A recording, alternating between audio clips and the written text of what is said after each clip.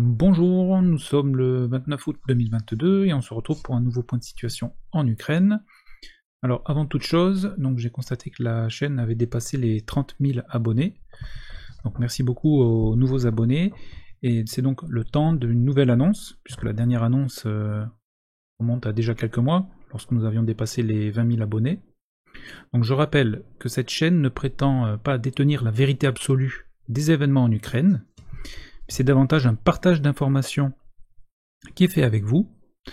Je travaille seul, je ne suis donc pas à l'abri de commettre une erreur, un oubli ou d'être en retard. Et c'est pour cela aussi que je remercie ceux d'entre vous qui complètent ou qui corrigent les informations dans les commentaires.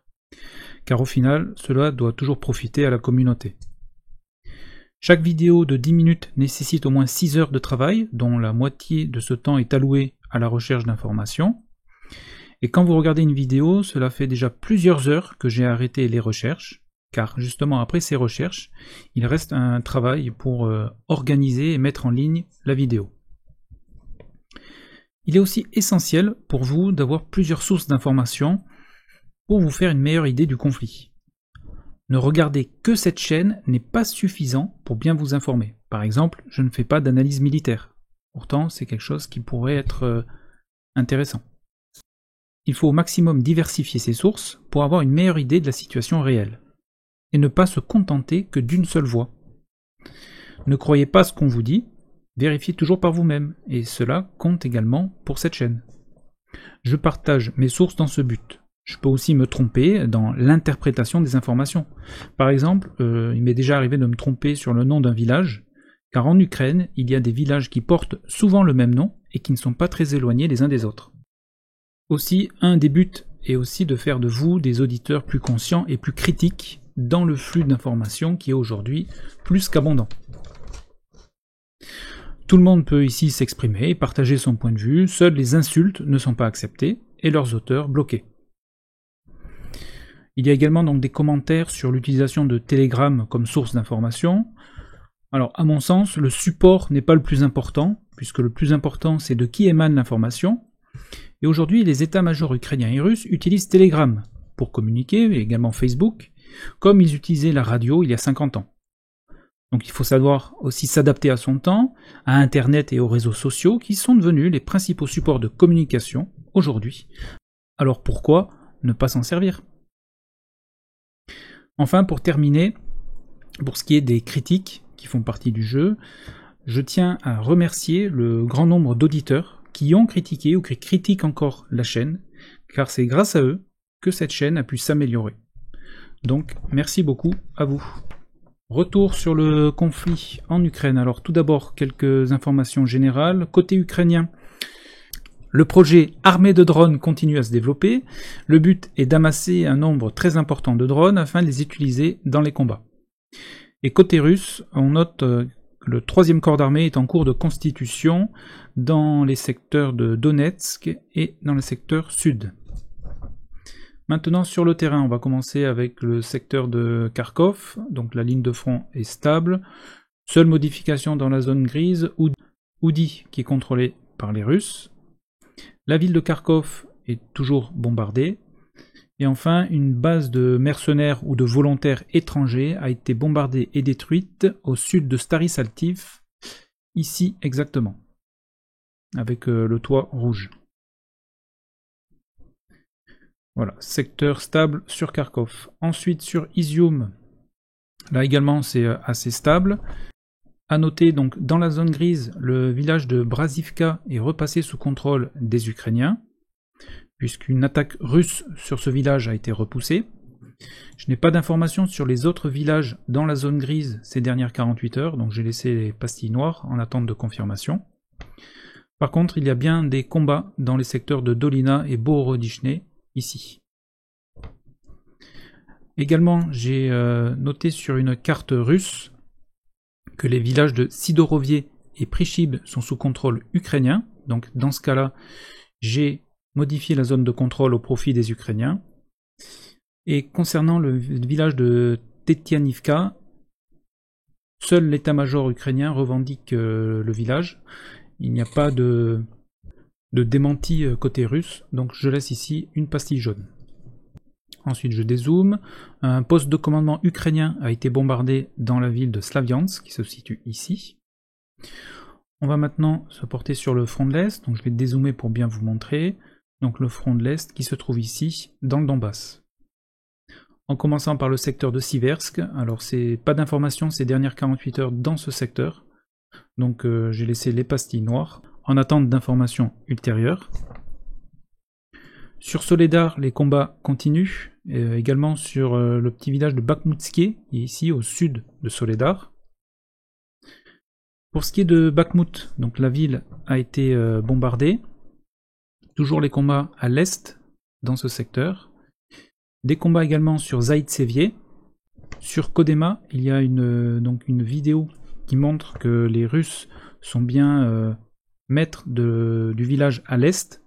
Par contre, il reste une autre partie dans laquelle se déroulent des combats. Donc le village de Kodema n'est pas encore contrôlé par les Russes. Donc voilà pour le secteur. Maintenant, on va se déplacer dans le secteur de Donetsk. Pas d'informations sur New York ces dernières 48 heures. Des combats au nord d'Avdivka, sur Krasnohorivka, ici, dans ce village.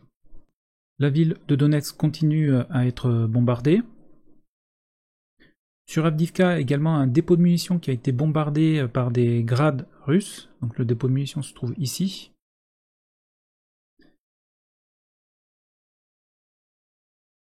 Ensuite, alors dans le secteur de Pisky, il y a toujours donc des combats aux alentours du village, ici, dans ce secteur. Marinka, les combats continuent, donc le village est toujours disputé. Dans le secteur de Vuhledar, donc Vuhledar c'est le village fortifié qui se trouve ici. Pavlivka est repassé sous contrôle des Ukrainiens, et dans ce secteur, un Américain a été tué au combat. On continue sur la ligne de front. Dans le secteur de Velika Novosilka, pas d'informations ce week-end.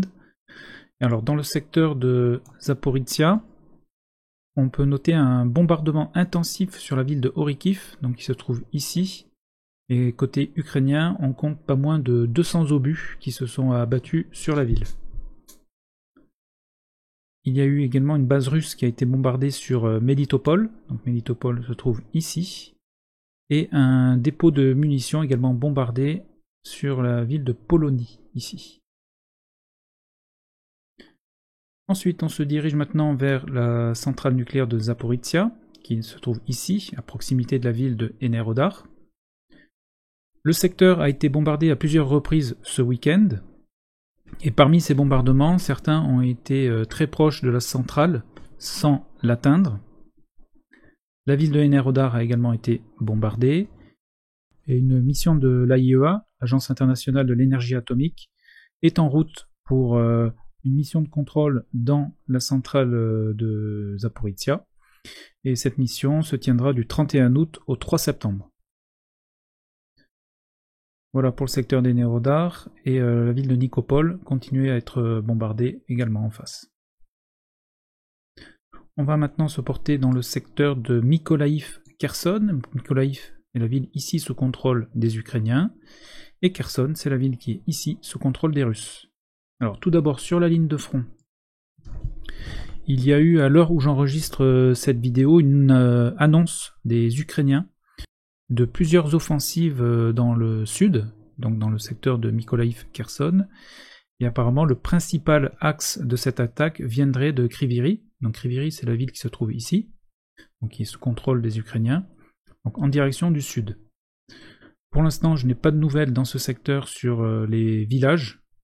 Aux dernières nouvelles, aucun combat n'est pour l'instant reporté, mais comme je vous dis, j'enregistre cette vidéo à une certaine heure et il pourrait y avoir des informations ultérieures qui ne sont pas évoquées ici.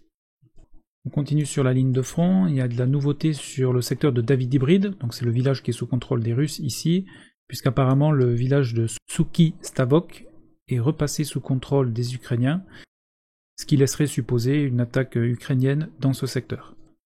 On continue sur la ligne de front, j'ai pas d'informations ici, si ce n'est que sur Posad Prokhovski ici il y a des mouvements de chars ukrainiens. Et il y a des combats au nord de Oleksandrivka, donc Oleksandrivka c'est cette ville ici sous contrôle russe. Donc des combats au nord, et plus particulièrement sur un bastion ukrainien qui se trouve ici dans ce secteur, qui est très bien protégé et qui empêche pour l'instant toute velléité offensive des Russes dans ce secteur. Sur Kherson, dans le centre-ville, une base russe a été bombardée.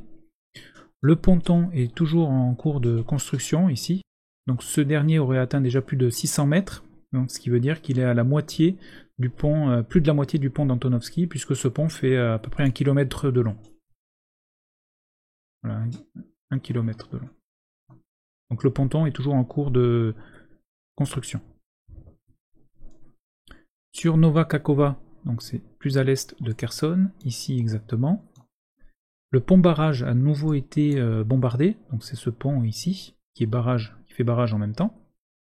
Sur la vidéo, on peut voir des restes de véhicules militaires russes, ce qui laisse à supposer qu'un convoi était en train de passer au moment du bombardement.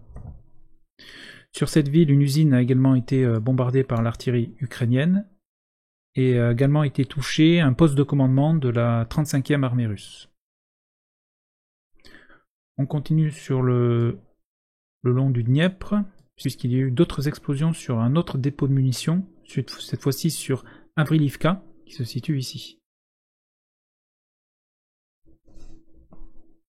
Donc voilà pour les informations au 29 août 2022. Donc en résumé, il y a à cette heure-ci pas d'évolution significative de l'ensemble de la ligne de front.